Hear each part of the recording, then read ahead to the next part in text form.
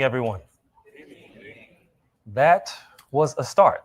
Let's try it one more time. Good evening. Good evening. Awesome. Hey, thank you so much for joining us for the 2025 iteration of Propel. So thank you for those who were able to join us today in person here at the highest point in central Indiana. So give yourselves a round of applause for joining us tonight at Salesforce.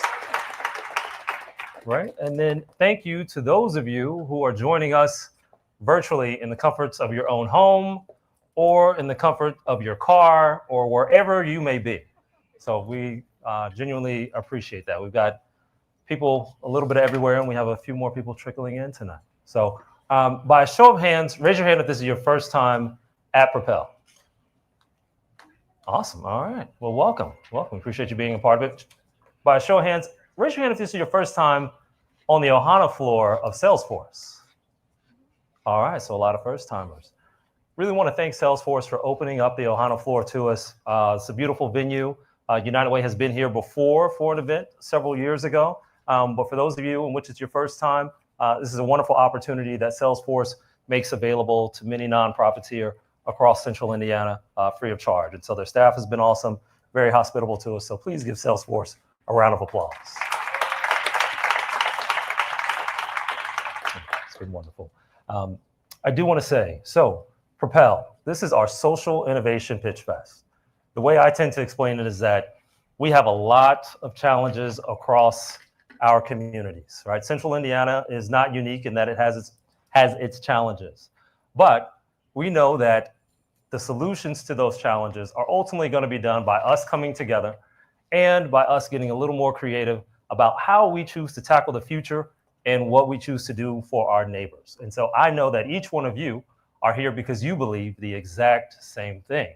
So thank you again for choosing to do community with us and doing it in concert with one another. I know that 2025 has been a long year. By show of hands, who feels like this has been the longest year you've ever had, potentially, right?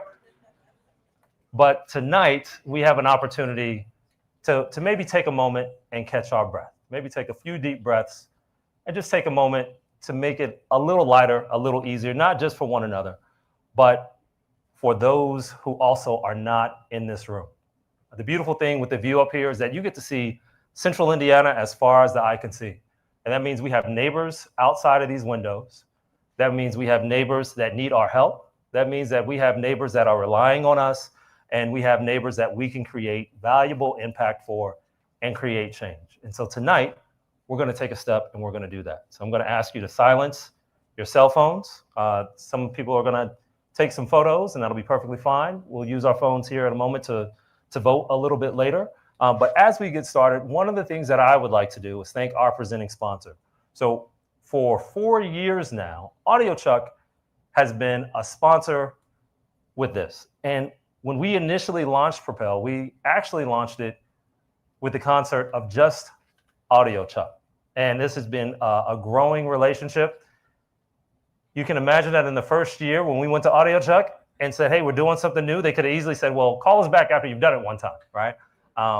But thankfully, they didn't do that. So I want to welcome up Drew Black, who is the Director of Philanthropy at AudioChuck, just to give us a little introduction and make a few short remarks. Thanks, Jonathan.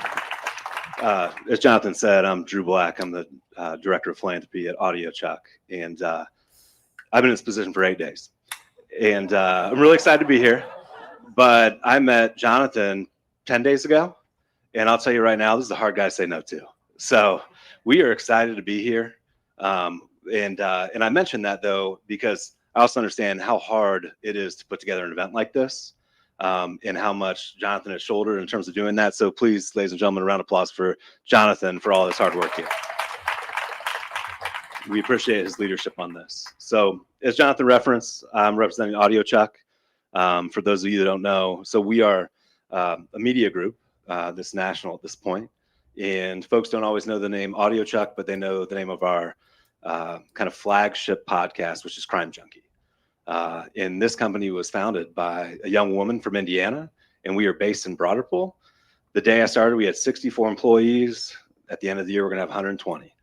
And And we're a small business, and we know what it means to, we know what the importance of access to capital means. We know the importance of innovation and quality service. And with that, we couldn't be more aligned in the thinking behind why Propel and what we're trying to accomplish here. We tell stories at Audio Chuck, and Indianapolis story with issues related to economic mobility, economic self-sufficiency is complicated, right? But it's thanks to organizations like we're going to hear from tonight that we can make progress in these deeply systemic areas. And so we really appreciate being here. We appreciate all of you being here, and we can't wait to hear from our contestants. Thanks, Drew.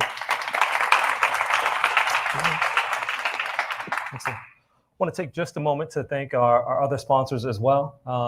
JC Hart, please give them a round of applause. Yeah. We'll give a round of applause to Resultant for also sponsoring and partnering with us. And lastly, we also want to thank Unity Tech Systems.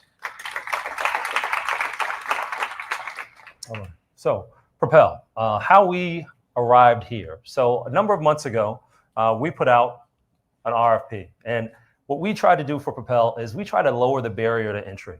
Many of us are familiar with grant applications and how tedious sometimes those applications can be. And for those of you that love those, we have those at United Way too.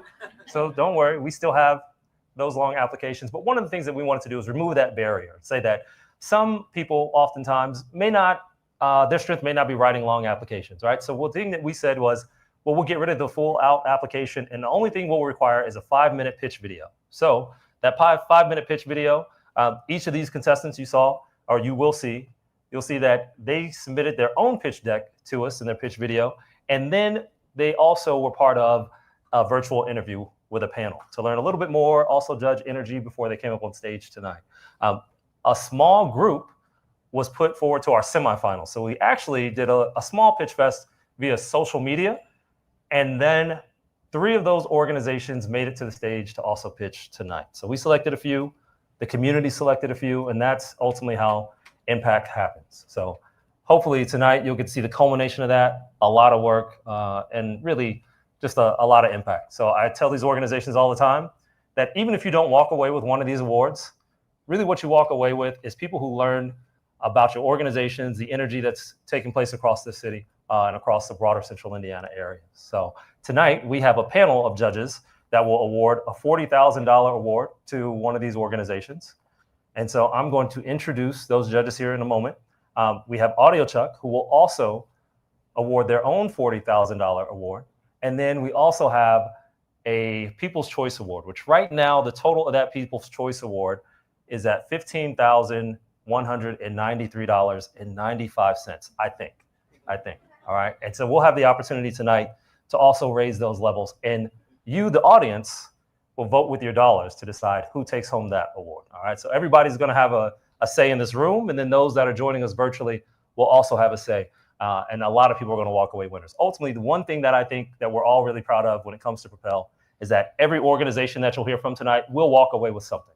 So we do give each organization an award just for their energy and the work that they're doing here in Central Indiana. So you're going to have a name in there. All right. So I want to introduce our panel of judges that will award that $40,000 award for us tonight. And first, please give a round of applause for the co-founder and co-CEO of Be Nimble Foundation, Kelly Jones.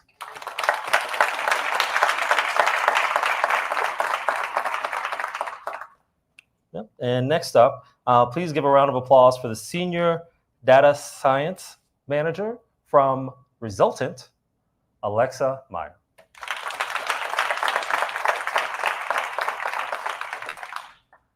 And the Chief Administrative Officer and Public Policy Director of the Indianapolis City Council, we have Greg Stowers. And CEO of JC Hart, we have Charlie Kurtz. And then running anchor for us here, and I believe this is his 3rd year as part of this panel, we have the Chief Diversity Officer and Senior Corporate Counsel for Penske Entertainment. And if you need track tickets, this is the person that you need to go through, Jimmy McMillan. Jimmy is also a United Way board member, so really appreciate his service. All right. So tonight's order of the organizations that you're going to hear pitch. So first up, we're going to have P30.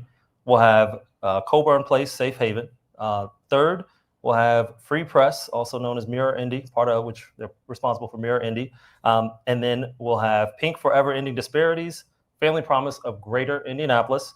And then running anchor leg will be Deeply Ingrained. Does that sound good to everybody? Yeah. Great. So before we find out a little more about this first group, the thing that I want everybody to remember, what do they say the biggest fear that everyone has is? When they do the polls, they say the biggest fear is what? Public speaking. Is public speaking, right? We're pretty high up above Indianapolis, right? And I don't think anybody will want to fall out of a window, right?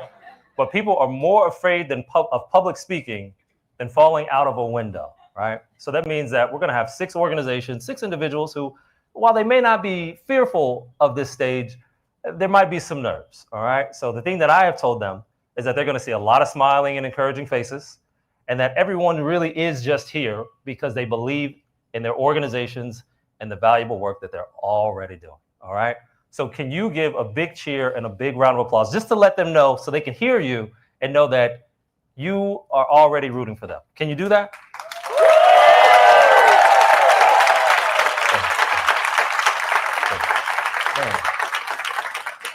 That was excellent.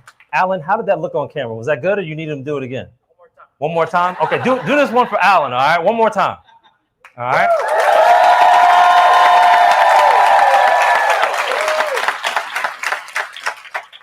Good. Yeah, I like that one too. All right. So first up, let's learn a little bit more about P30.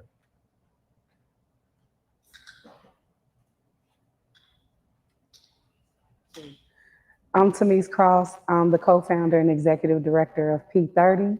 P30 is a co-working space, and our vision is to launch 300 sustainable businesses that would create 3,000 employment opportunities and generate $30 million of wealth that's dispersed back into the far east side of Indianapolis by 2032. Perfect. So please give a warm welcome to the co-founder and executive director of P30, Tamise Cross.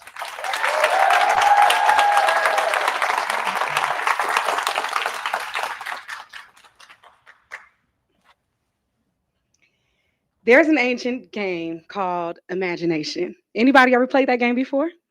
Let's play it real quick. I want you to close your eyes and imagine yourself being in a 30,000 square foot factory that has been abandoned, and we envision transforming it into a life-giving space with the intention of creating multiple pathways of upward economic mobility on the far east side of Indianapolis. None of y'all close your eyes, but it's okay.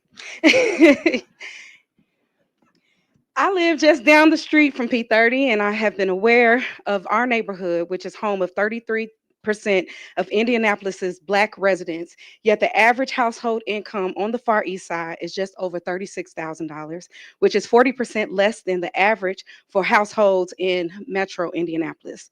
This significant income gap highlights the need for targeted investment and support to foster economic mobility, ensuring residents have real opportunities right in their neighborhood.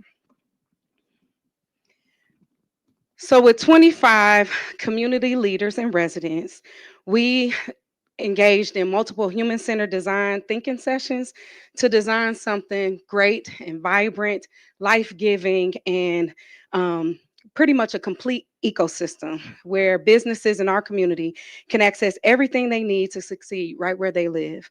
Because the Far East Side shouldn't just be a place where people survive, it should be a place where people thrive. To kick this initiative off, we launched a cohort called Launch Business in a Box. We call it LBNB, or Launch BNB for short. And one of our members, Tracy, who is a business fundability coach, she helped facilitate this cohort where we had a grant from Urban League through the IAA QLI to support 25 businesses, provide wraparound resources and educational support, along with mentorship to 25 businesses for the past 2 years. 2 of our members share feedback about how our program helped them. These women launched their businesses with zero capital and have since grown to earn $40,000 annually. They've created access that wouldn't exist without the intentional support and strategic partnership that we built together. It became clear to us we didn't just create a program, we built an infrastructure for opportunity for shared growth. What makes P30 transformational is our 3 Ps. Proximity. We're the only hub providing resources directly within the low income community. People, it was built for and by our community, ensuring that the solutions we create actually work. And platform, we're developing an AI studio, access to capital, and services in one accessible ecosystem. We're not just another incubator, we're building a replicable model for community driven economic development. By 2032, we'll support 300 businesses, create 3,000 jobs, and generate $30 million in equity, along with launching 2 additional Indianapolis communities. Long term, our model is to increase Black business ownership, create sustainable community wealth, and build replicable infrastructure. I invite you to join us in transforming the Far East Side. We don't need another program that come and go. We need an ecosystem that stays and grows. We've built the foundation, we've proven the model. Now with your investment, we can scale what works and show the world how community-driven prosperity isn't just possible, it's profitable. Do it again. Who's ready to join us in transforming the Far East Side into a viable entrepreneurial growth and model across Indiana and the United States? Thank you.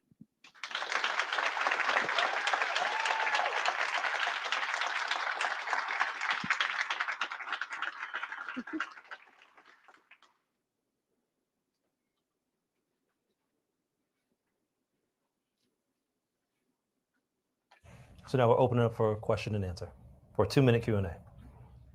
Well, I'll kick it off.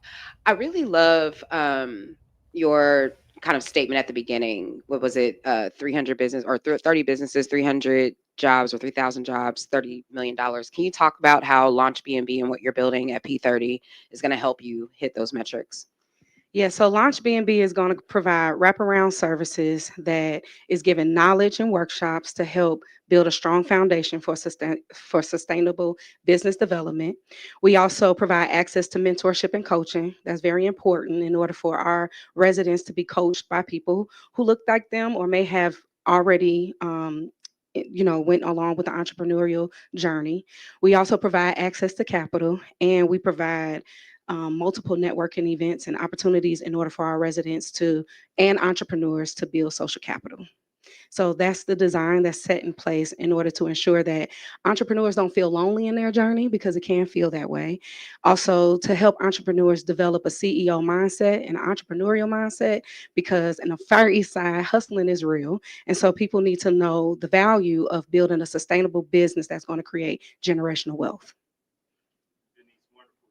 It's Tamise, I'm sorry. Tamise, wonderful job. Great program. What would you do if you were awarded this grant? What would the funds go to? The funds will support my team for capacity building, as well as providing support for business coaches. Many of us know, as an entrepreneur, coaching can be quite expensive. And so a lot of times, to break pride and to break the solopreneur mindset, to invite them to understand the value of having a business coach will be essential for their growth. And hopefully they will be inspired to become coaches themselves, because if we could continue to replicate this in our community and communities throughout, we'll be able to see neighborhoods shift drastically. We are at time.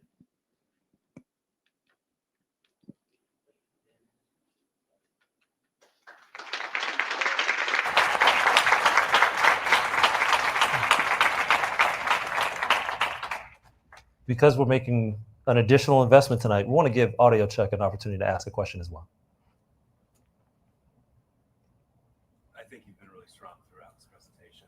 I would just say, I've been on site at P30. Could you kind of speak to how residents have engaged with P30? Like, what are the points of entry for residents to become engaged?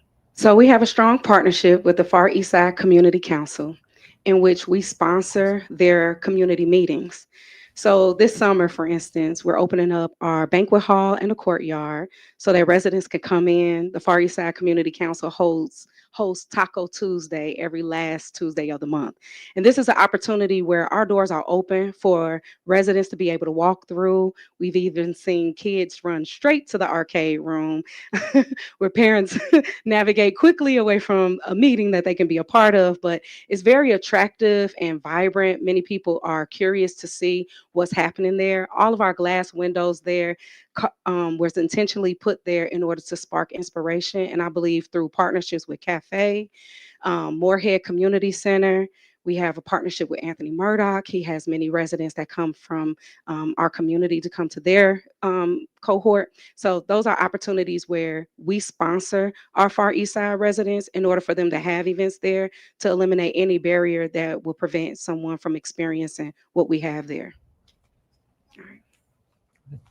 Great. Let's thank Tamise and P30 again for the work they're doing on the Far East Side.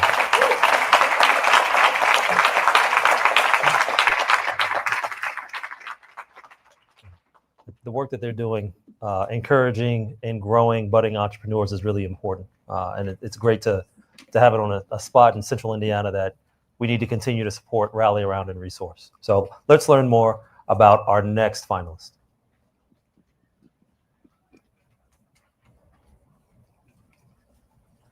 My name is Julie Henson, and I am with Coburn Place Safe Haven.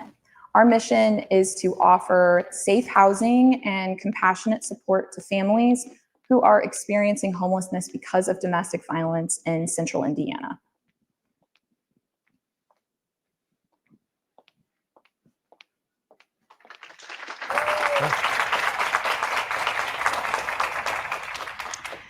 Thank you so much for your time today. Again, I'm Julie Henson. At Coburn Place, we provide rent-free housing for 2 years to survivors of domestic violence, as well as support services. But for pregnant women and new moms, it's not enough. I'm here today to tell you about the dire circumstances that pregnant survivors are facing in Indianapolis and our idea to start immediately saving their lives. I want to start by telling you about Jasmine. Jasmine fled abuse when she was 4 months pregnant and became homeless. She then spent several months sleeping in the back of her car, in an abandoned house, and sometimes on the couch at a friend's. When she moved into Coburn Place, it was the first time that she felt safe and she felt hope in a really long time. There was even a nursery ready for her new baby. But unfortunately, Jasmine went into labor just a day or two after moving in to Coburn Place. Her daughter was born severely underweight and struggling to breathe. And so instead of the new nursery and the apartment, Jasmine and her baby spent their first month together in the NICU. And at no point in Jasmine's entire pregnancy had she had any access to prenatal care. I'm here in front of you today because of Jasmine, but most importantly, I'm here in front of you today because Jasmine's story isn't rare. It's the norm. Last year at Coburn Place, 1 in 5 women arrived pregnant, and a quarter of all the children we served were newborn infants. And a survivor with a really similar story to Jasmine lost her baby to SIDS. Just like Jasmine, she didn't have any access to prenatal care for her entire pregnancy. Just like Jasmine, she lived in an abandoned house for 8 months of her pregnancy. She reached safe housing, went into labor, brought her daughter home, and a few weeks later, her daughter passed away from SIDS. And let's be clear, this is a statewide crisis. Nationally, Indiana is ranked 3rd in maternal mortality and 5th in domestic violence, and these two statistics are linked. Domestic violence escalates during pregnancy. And in Indianapolis, it's especially bad. Every year, hundreds of moms and babies are homeless because of fleeing abuse. 6 in 10 are waiting, just like Jasmine, in cars and abandoned houses. Can you imagine? Domestic violence is horrible, but can you imagine fleeing it, becoming homeless, spending 8 months sleeping in an abandoned house while you're pregnant? It's terrifying, and it's the reality for pregnant survivors in Indianapolis. And frankly, they need help and they need it right now. Our idea is called Coburn Babies.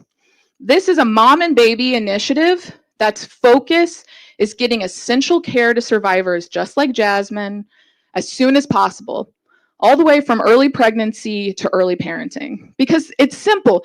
Jasmine didn't have access to the type of prenatal care that a lot of women take for granted. And so a key component of Coburn Babies is about access to things that produce better outcomes in labor and delivery, things like doulas, birth advocates, plus the transportation support to reach those appointments. It's going to look like common sense safety tools like baby monitors, sleep safe tech, and postnatal early bonding, protecting and nurturing the critical time after a mother gives birth. Impact from Propel would look like changing the lives of 30 or more women and 40 to 50 newborns. And that's going to be from increasing access and increasing positive outcomes during labor and birth. So less babies in the NICU, more moms with access to nutrition, safety, wellness support, and community. Here's what I think is special about Coburn Babies. First and foremost, it's immediate. We have a team that is ready to go, boots on the ground, to invest this money right where we know it's needed. We had 2 survivors move in just last week with newborns, and we have tons of pregnant survivors in our program. This program is innovative. It is a real switch in the domestic violence field that is focused primarily on safety, and it's scalable. It can meet each survivor right where she is, providing the kind of support that is tailored just to her, which will make each dollar stretch as far as possible. I hope that you choose Coburn Babies and help us support moms like Jasmine in Indianapolis, and I'm excited to take your questions now.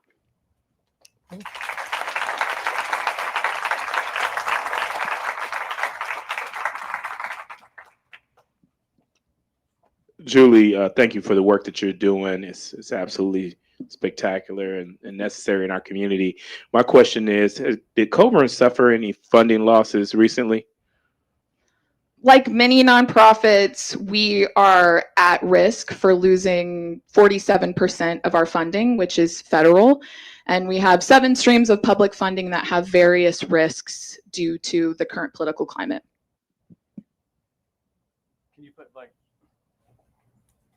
Can you put a $40,000 investment in context for us? Like, how many women does that affect? But from a prenatal standpoint, and also from a housing standpoint? Yeah, so what's cool about this is the scalability. So for each survivor we have, they have really different needs. So some survivors might just need baby monitor, sleep tech, help getting to doctor's appointments. So maybe that looks like her investment is $1,000. Whereas some survivors, like Jasmine, that's going to spend a month in the NICU, like that's going to be a much more complex situation that she's having. And so what's exciting about an investment like this is that it is going to allow us to be very survivor-centered in how we invest the capital. And I think that what we know is that, right now we have 42 infants that were born and lived at Coburn Place last year, and dozens of pregnant moms. So I would say that's the contextual immediate impact that this would have. Hey, Julie, thank you for your presentation. How are mothers finding out about Coburn Place? Good question. Moms and survivors find out about Coburn Place through a network of domestic violence support. So our board chair is actually at another domestic violence organization, and we work really closely because Coburn Place is not in the crisis response. We work with our emergency providers. And I think that's also why it's really important for us to be able to provide this proactive care. It's one of the things that makes Coburn Place really unique is our ability to get to the root of an issue and help a survivor for the long term. And that's time for the judges. Great. And now audio, Chuck. Yeah, Julie, just really crisp presentation. I really appreciated it. The only thing I would ask about is, Like, what do we know about toxic stress and its effects on the body during pregnancy, with so many survivors kind of coming to Coburn Place under such stressful circumstances? Yeah, that's such a great question. The stress that survivors are under from abuse has extremely harmful, deteriorating impact on their health. And Coburn Place has a health program that is designed specifically to help survivors that have really need to be able to heal in body and mind. And it's one of the things that we're excited about with Coburn Babies, because it will give us this additional money to focus in on pregnant women in the context of a health program that is working on helping survivors heal in body and mind. Great. Thank you.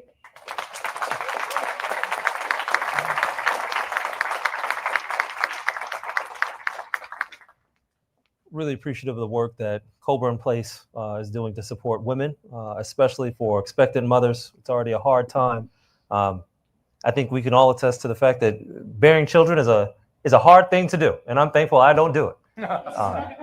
Many men are, but we need places like Coburn Place who are supporting expectant mothers during a really fragile time. So can we give them another round of applause?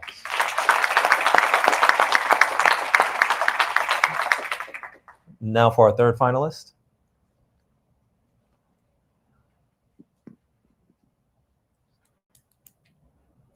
Hi, I'm Ariana Beatty. I'm the Community Journalism Director with Mirror Indy. Our mission is to provide community-based journalism that informs and empowers Indianapolis residents to shape their city for the better. Great. Please welcome Ariana Beatty, the Community Journalism Director for Free Press Indiana.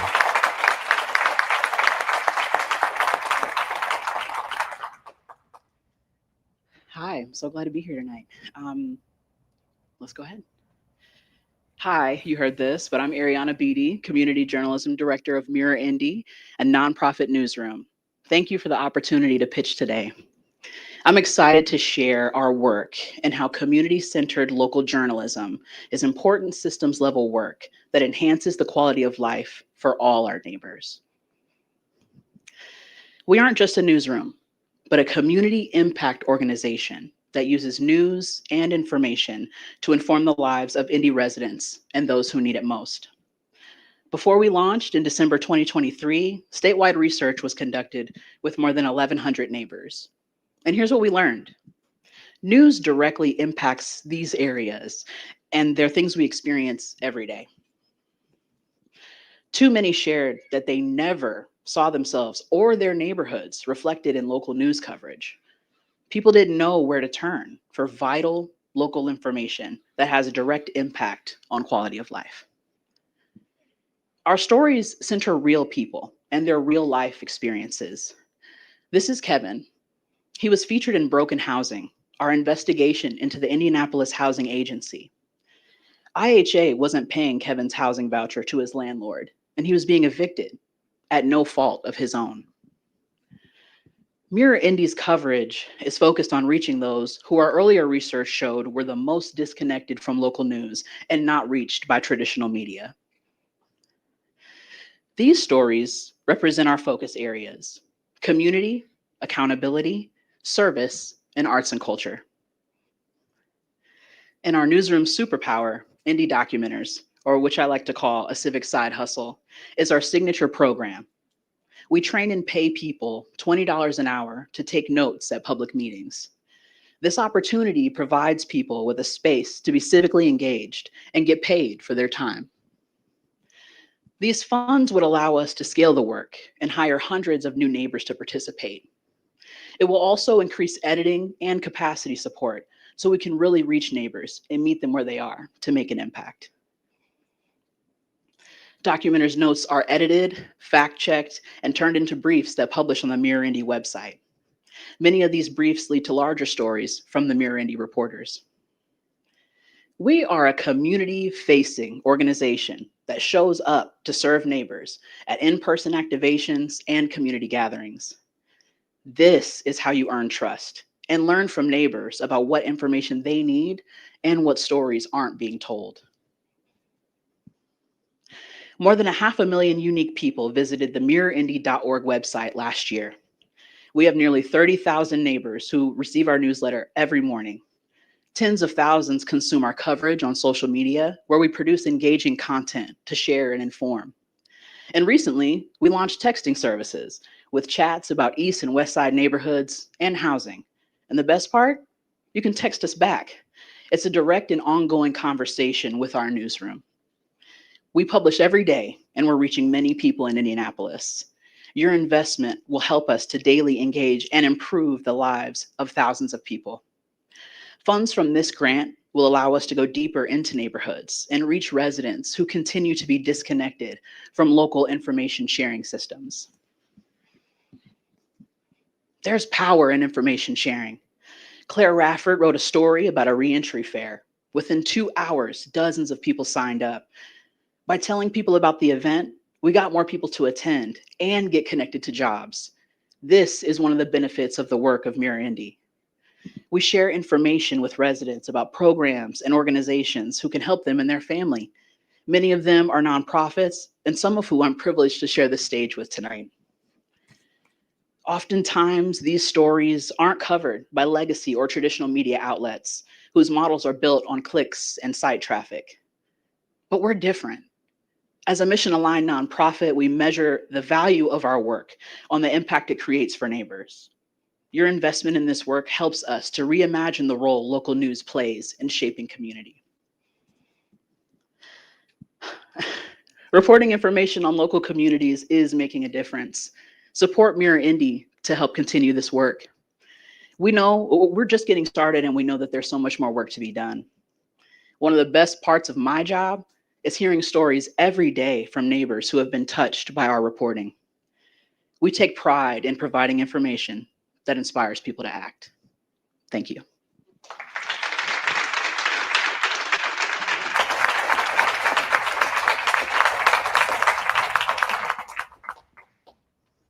One, I want to thank you for all of the work that you're doing in your presentation. It was lovely. One of the questions that I have is, could you talk about just throughout this work, is there a certain demographic or neighborhood that you have seen the largest impact by the work that you are doing, who may be like the least amount, sorry, I wrote down my question because I knew I'd forget, like not reached or disconnected or by our current news media? Yes, so I can give you an example because I don't want to say one neighborhood over the other. There's many neighborhoods who feel underserved, and it's our honor to step in that role to serve those neighbors. I'll speak on the Northwest Landing neighborhood, which if you're familiar, it's near Flanner House. It's a bunch of amazing, scrappy neighbors who do not play. And love them. Shout out Northwest Landing. I made a connection with the Northwest Landing Neighborhood Association president, Mauna Wadud, and she reached out to me about a developer who basically made broken promises when it came to housing. She called them Cracker Jack houses. They looked like Lego pieces that were mismatched, put together, and not what they promised to the neighborhood. And so due to my connection with Ms. Mauna, she reached out to say, someone needs to know about this. We connected her to a reporter, our government reporter, Peter Blanchard. And at that point, once published, it was one of our top stories when we launched early on. And due to that coverage, the developer made promises to change those Cracker Jack houses to better deliver to the neighborhood. And I feel like that story, amplifying that, was the catalyst for the developer saying, hey, I have to make these changes. Absolutely. Yeah. Have you seen where some of the stories that you've covered and some of the things that you've exposed, had they started making their way more into what I would consider mainstream or, some of the public stations that are like Wish TV and things of that nature? Have you seen a lot of effect from what you're doing, kind of basically changing the way they report news as well? I would say I'm seeing a change in the local media, the ecosystem.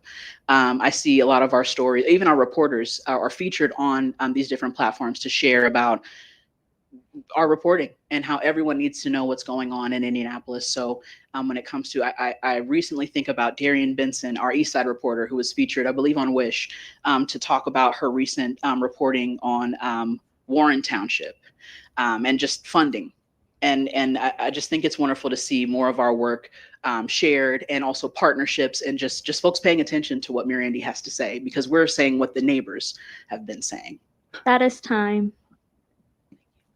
Great. Drew? Thank you so much for the presentation. And I just want to say how much I appreciate the work, and, like the stories that you're referencing, we can't find those in other, like other outlets. And so I just so appreciate the community-based approach. Can you kind of talk to, like, there seems like there's an expanding need for philanthropy to become more and more involved in journalism. Can you give us some broad stroke information as to why that is? Okay, I heard you, but can you just run it back so I make sure I answer it correctly? Well, so for a media outlet, Yes. to need philanthropic funding, why would that be in this day and age? Well, I don't want to misspeak, but I think neighbors want to feel more empowered to help support their own local media. And so, with Mayor Indy, we have lots of philanthropic dollars from large organizations, but we also have over 1,100 individual donors, because, everybody pays for Netflix. Lord knows I have 1 million subscriptions, but if I could give $15 to a local media organization and feel like that matters, I just feel like I have more ownership when it comes to my media. And I can say other neighbors in Indianapolis feel that way about Mayor Indy.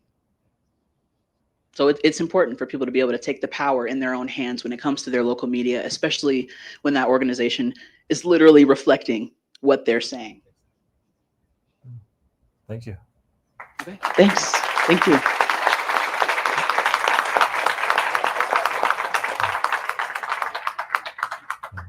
Really appreciate the work that Free Press Indiana continues to do to really decentralize news and make sure that not only what's happening in community is being told in community, but also being told by community. So really appreciate that work. And let's find out about our next contestant.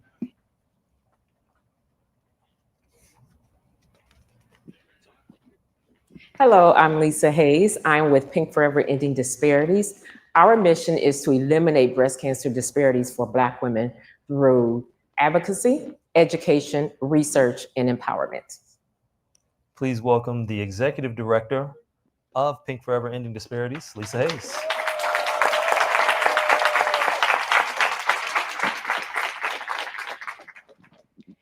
"18 years and 7 days ago, I heard the words that nobody wants to hear, that it changed your life in an instant. You have breast cancer. 7 days ago, as I was acknowledging my cancerversary, my sister sent me a message saying that was a dreadful day. And it was. But I stand here today as an 18-year survivor of breast cancer. Yeah, we're celebrating, but unfortunately, there are too many women, many that look like me, that don't survive 18 years, nowhere near 18 years. Since I've been diagnosed, I have 2 very close family members who have died from breast cancer, 3 others who have been diagnosed with breast cancer. Just this week, the Pink Forever family was hit hard with the news that one of our program participants had passed away, 46 years old. Everybody that's impacted by breast cancer is devastating, but for Black women in particular, it's not just devastating, it's deadly. You see the stats there. Black women right here in Indiana are 41% more likely to die from breast cancer in comparison to white women. Black women are diagnosed at younger ages. We're diagnosed with triple negative breast cancer, which is particularly aggressive, and that's what I had. The overall 5-year breast cancer survival rate is lowest for Black women. Now, this isn't news to the medical community or to the advocate community that we're a part of. And we're working tirelessly every day to change those outcomes. But the traditional approaches are very treatment focused. Things like, let's do clinical trials. Let's get more people involved in clinical trials. They lead to better treatments, and they do. Let's improve access to early screening and early detection, mammograms. Those help too, but the disparities persist. So last year, about 18 months ago, Pink Forever said, let's change this approach. And as I was thinking about how do I explain this to you all, our approach, I was reminded of a phrase that's pretty common in the community where I grew up. That phrase being, don't start nothing, won't be nothing. Okay, some of y'all heard that, right? So in the medical context, that means the best way to prevent breast cancer is don't let it get started, or to prevent those breast cancer deaths. Let's stop it before it gets started. So that's what we're trying to do with Survivorship as a Lifestyle.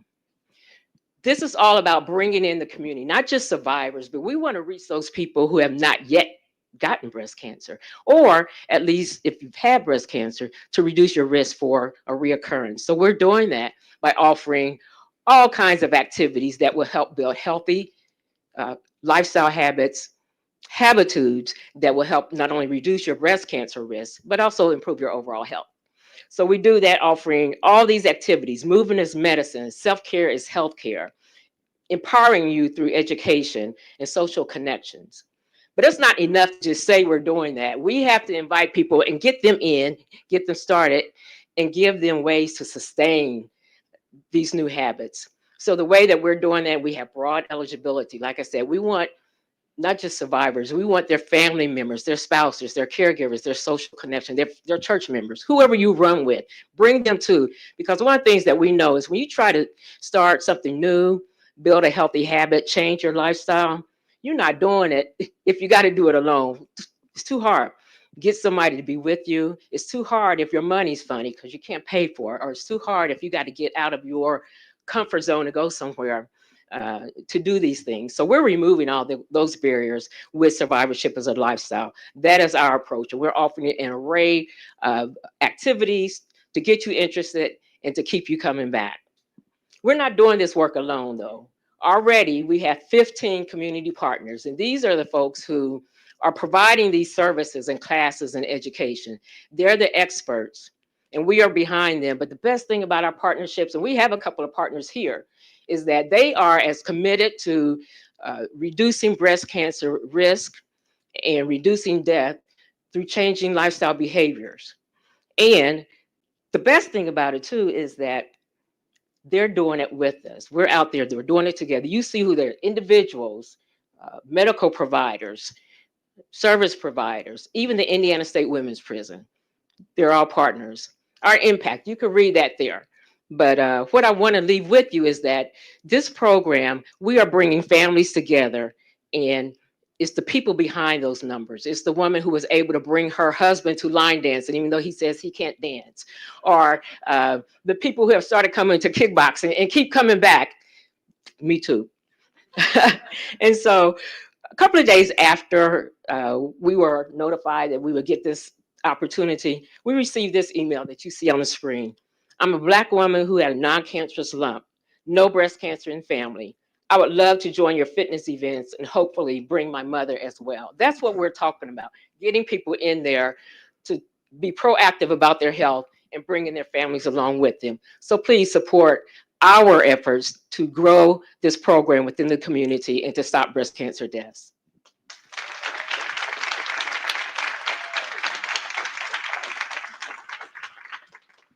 Thank you, Lisa. How many people will you be able to serve with this additional investment? We would at least like to double the number of people. As you saw on the screen, we have currently 215 people enrolled. And that was the first year, in fact, the first day that we started enrolling people, we enrolled about 90, and we've been building on that. And so with additional funding, we would hope to at least double that. And what's been great about this year is that we are seeing people not only being enrolled and coming out, but they keep coming back to and trying different things. So some of the same folks that have been to line dancing, was real popular, and Zumba, they came to Pilates and kickboxing, which we're offering this month. And so that's what this is really all about, is to get them in, keep them engaged, have them come with people that they like and enjoy building these new healthy habits with. Is there a specific program or activity that these funds would go to?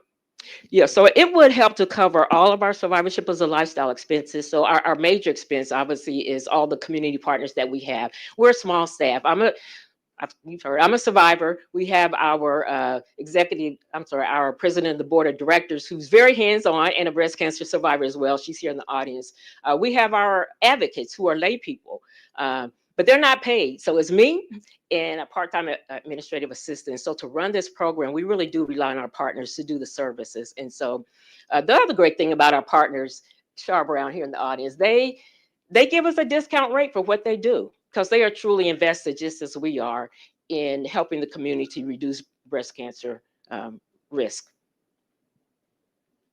I really love how you've, found a lot of businesses, a lot of them Black-owned businesses as well, that are supporting the work that you're doing. What has been the impact on those businesses since you've been working with them? The great part about it is that it's really a mutual benefit, and that was intentional, because one of the things we're trying to do is introduce people to businesses and companies that all the time do the very thing that we're trying to do, offer these activities. And so, for instance, one of our partners, she owns her own boutique where she sells bras and prostheses and sleeves and all things that are, breast cancer patients might need. Well, she's our partner. We introduce our participants to her. They get vouchers to get some items for those things, but then they get to know her, and then that builds her business. So it's kind of reciprocal. We are at time. Oh, great. Audio Chuck? Just really appreciate the sense of community you seem to be building with these women. The only question I have is, how frequently could someone participate if they so chose? All the time. We want to get them in the door and keep them coming back. That's really what we're talking about with building these habitudes. There's some research that says you have to do something 21 times before it's a habit. And that's what we're encouraging people. And do whatever you like to do. If you don't like the line dancing, try out Zumba. If you don't like Zumba, try out Pilates. If you don't like that, go to self-care class. Do something and do it with some people that you like and keep coming back. Because it's about building and sustaining those healthy lifestyle choices. Yeah. Let's give a huge thank you to Lisa.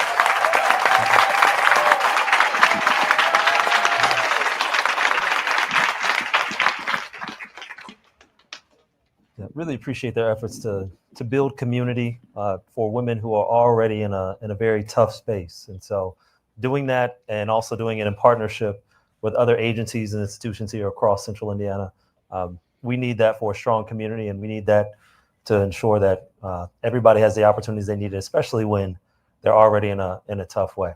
So couldn't appreciate that more. Let's hear about our next contestant.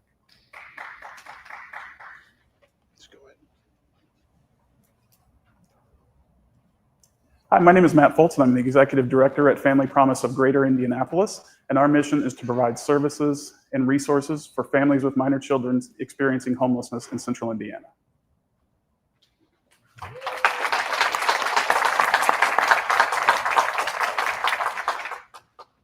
Thank you, and for those of you watching the live stream at home, please remember that the camera adds 10 pounds. I would like you all to remember the name Portia. And no, I'm not Oprah. You're not all getting one tonight. If anyone wants to donate one to auction off, see me after.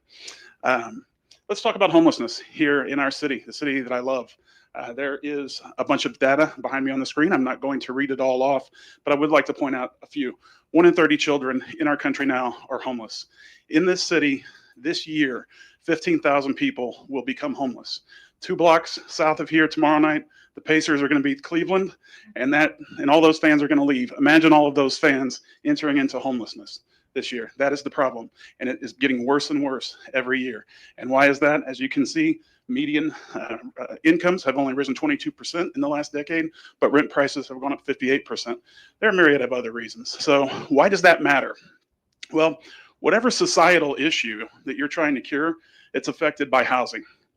But I would like to talk about one here in particular, and that is economic mobility. In the last strategic plan that United Way of Central Indiana did, they talked about economic mobility and economic uncertainty. Well, I can tell you that there is no economic mobility and no economic certainty when people are homeless. It is a fact. It is as certain as the laws of physics. So what do? We provide comprehensive wraparound services and case management to these families. We have multiple programs, but I want to talk about one in particular tonight, and that's our apartment shelter program. I want you to throw out anything you've ever thought about what a homeless shelter looks like, because ours looks different. These are actually pictures from one of our units. We started with 5 units in the year 2020 during the pandemic. We now master lease 21 apartment units in the city of Indianapolis. Families stay at minimum usually at 45 days, but oftentimes longer while they work with their case manager to conquer the barriers that led them into homelessness. Why is that innovative? Well, again, it looks totally different. So it extends privacy and dignity to these families. It can reduce the trauma associated with homelessness. Oftentimes the children in our program don't even realize they're in a homeless shelter. They're just moving from one apartment to another. A lot of times their school bus is picking them up in the same place. So totally different model. And also, it's 30% cheaper than a standard shelter model. We don't need 24-hour staff. We don't need a commercial kitchen. So we can do it for less. How do we know it works? There's some outcomes on the screen behind me. We've served 355 families in this program. 70% have secured their own housing and 65% maintained it for 12 months or longer. And overall, in our 31-year history, we've served over 2,000 families and helped them get on leases of their own. I'm not sorry, we've served more than 20,000 or 2,000, but helped 2,000 get on leases of their own. As I said, we launched in 2020. We fund it currently with grants and support from individual and congregational giving. And I would like to point out that the city of Indianapolis has asked us to partner with them on getting up to 200 apartment units in our city. That will still only put a dent in the need, but we do appreciate the city asking us that. Well, the city staff asked that, city leadership, the buildings and streets didn't. But here are some of our other collaborators. I'd like to point out IPS. When they learn of a student in one of their schools who's experiencing homelessness, they often pick up the phone and call us. Because they know, one, we also don't have to separate children from their parents. Oftentimes when people go to a standard traditional shelter, parents goes to one side, child goes to the other. I asked you to remember the name Portia. So that in this instance is an actual person, not an Italian sports car. Portia is on the right in this picture. She entered our shelter in 2023 with her 2 children. She's standing in here in this picture with Jessica, who's one of our case managers, and she's holding that large key because a little after 1 year after entering our shelter, Portia closed on her own home. She went in 1 year with our help from homeless to homeowner. And with a complex societal issue like homelessness, we have to create generational change, and accessing wealth building tools like homeownership is one way that we can do that. So I'd like to thank all of you. Thank United Way of Central Indiana. I would like to thank my other nominees as well for the work they do in our community. I would just like to leave you with this, and I'm going to try to do it without getting emotional. I have a 12-year-old son. He's watching at home. Hey, Spencer. But there is another 12-year-old boy who's going to sleep on our streets tonight through no fault of his own. But with your support and your help, tomorrow night he can sleep in a bed. So I thank all of you for being here, and thank you for your time.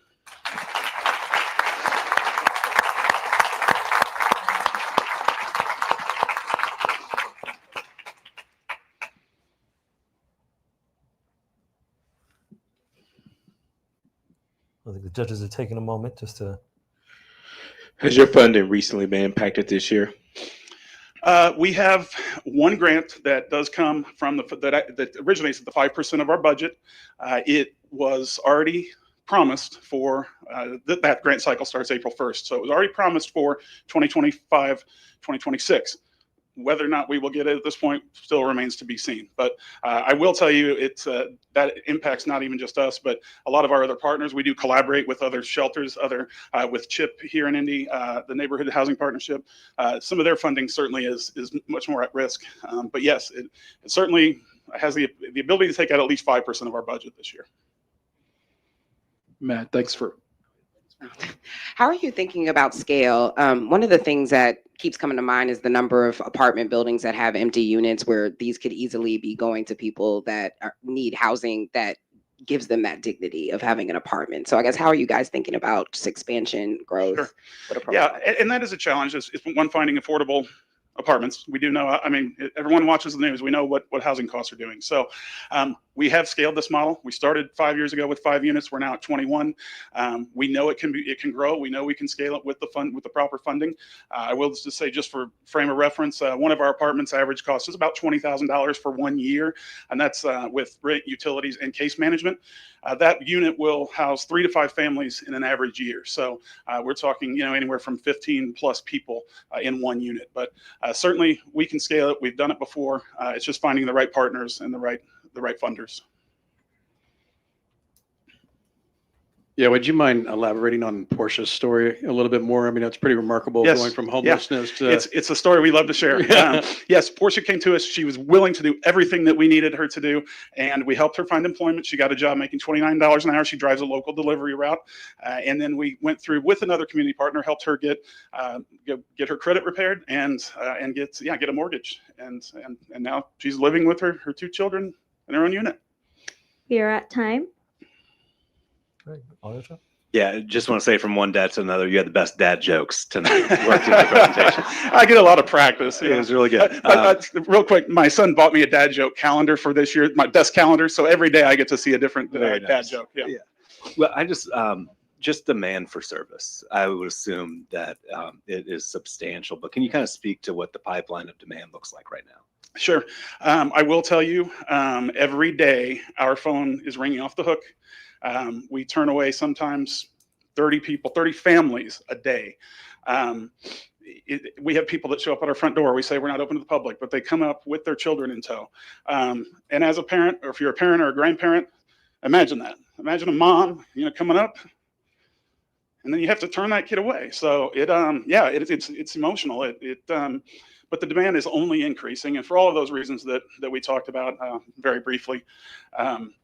And it's only going to get worse. So I would love to put myself out of a job, but the demand is continuing to increase, and as we see all the uncertainty and that comes with multiple issues, we expect it to really continue to skyrocket. Yeah, let's all say thank you again to Matt. Thank you.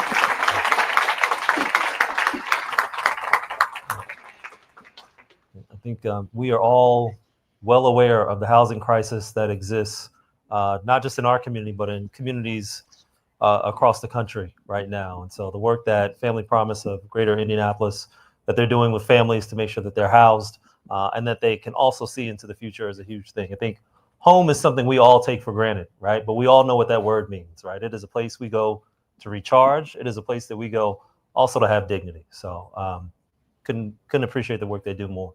But let's find out about our sixth and final finalist.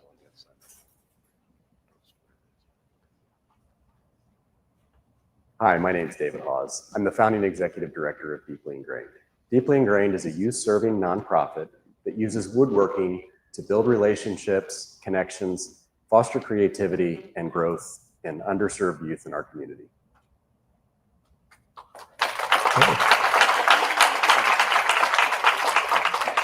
Please welcome the founding executive director, David Hawes.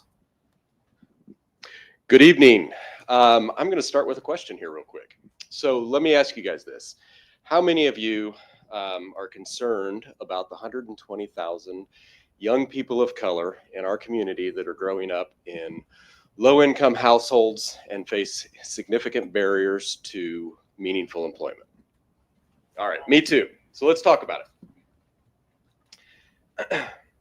So when COVID hit back in 2020, I started making simple I started making simple woodworking projects for kids in my neighborhood. Just something to do and keep it going. And that's why I'm here today, because that small act turned into Deeply Ingrained. We still manufacture and distribute these projects. We've put 33,000 out into the community for free since 2020. Today, we also run 3 additional signature programs. Our Woodshop on Wheels program brings hands-on activities straight to kids in their community. We partner with Perry Township's Alternative Middle School, where we use woodworking to build character. And the reason I'm standing here today is to talk to you about our Guided by the Grain program. This is a paid mentorship that prepares youth and young adults for careers in life. So the problem, and let me show you a quick application snippet we've gotten.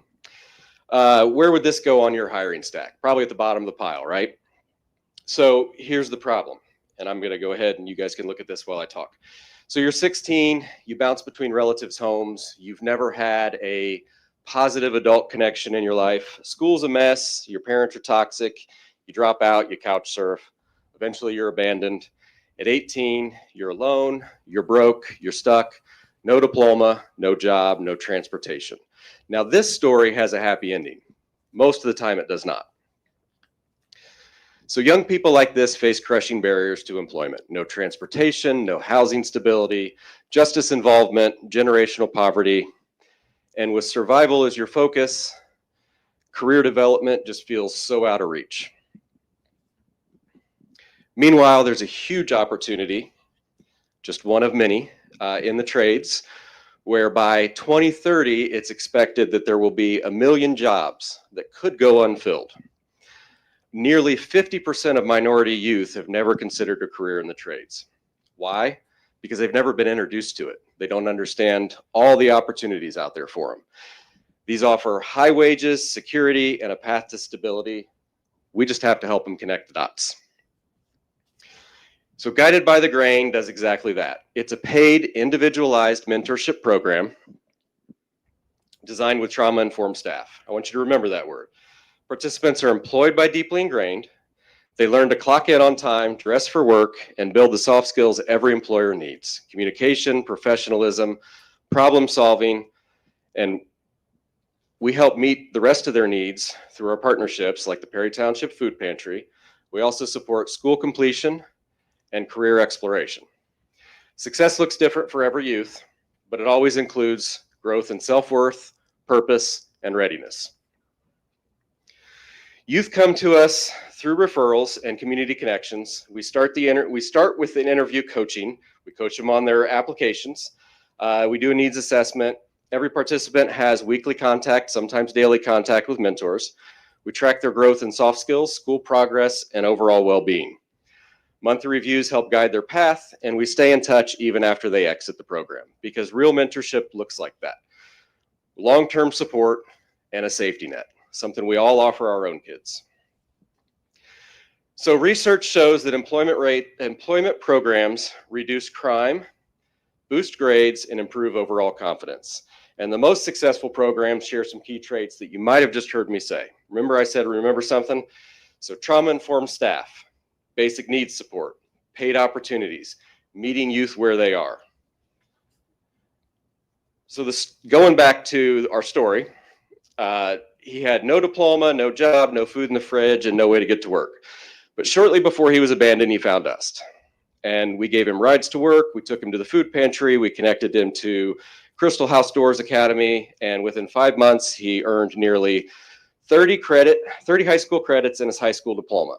With our support, he enrolled in Ivy Tech's welding technology program, and he's now working alongside a welder in Fort Wayne.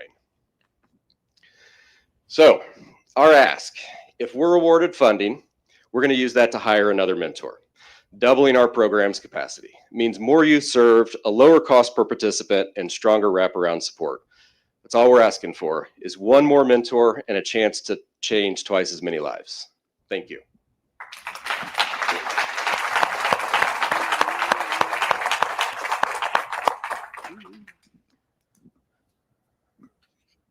David, great work.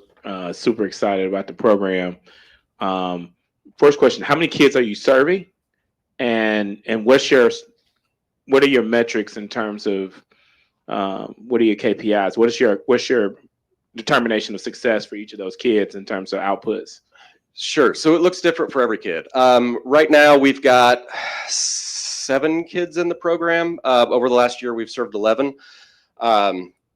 We're looking at grades and school attendance, but that's not really our metric. We do push that they graduate, but it's not a requirement.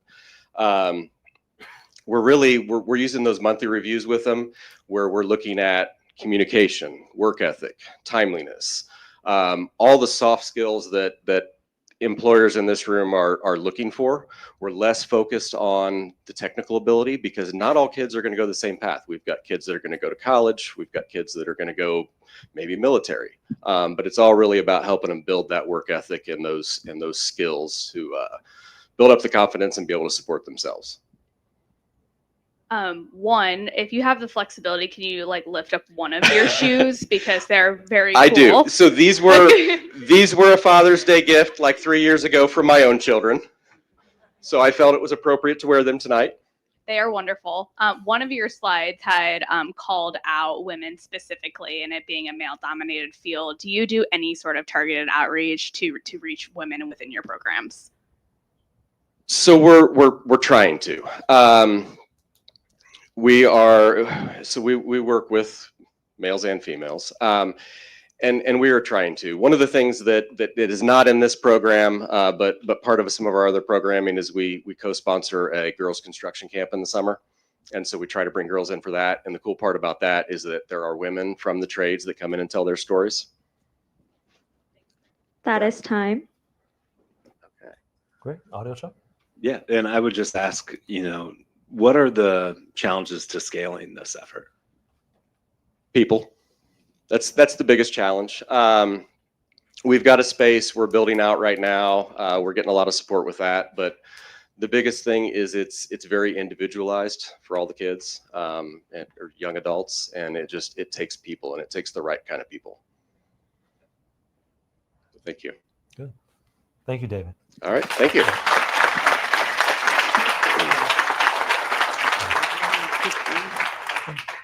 Really appreciate the work that Deeply Ingrained is doing to really create opportunities for discovery for young people, because that's really what it's about, right? Opportunities for discovery and being able to sharpen their sword and learn what it takes to be a professional, really in any endeavor. And that's a bright future, and one that also applies opportunities for future for our young people. So thank you again to Deeply Ingrained. So we've reached the point of deliberation. So our judges panel is going to exit here in a moment into a private area and hash it out for about 20 minutes. And when they come back, we'll know exactly who's going to take home that $40,000. And then we also know that Audio Chuck has a tough decision to make. I think these have been 6 compelling pitches of organizations doing incredible work that make our community better. So we're all winners by nature of that. And then across that time, you're going to have about 15 minutes. So right now it's about 7:20.